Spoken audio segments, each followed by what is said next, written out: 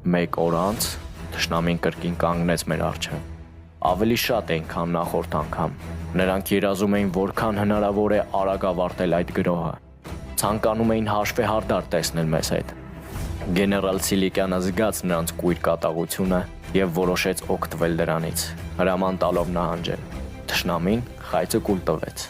Նրանց դարանակալած սպասում էին Արարատյանի թնդանոթները։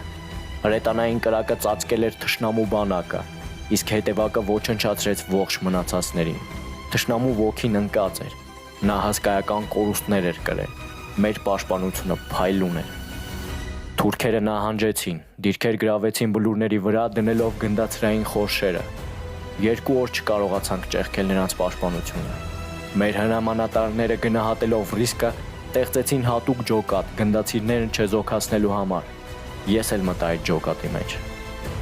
Մենք մեր գործն արեցինք, և գեներալը կարողացավ 2-րդ Ղարաբաղյան գունդը հաջակցության դրոյի ուղարկել Բաշ-Ապարան,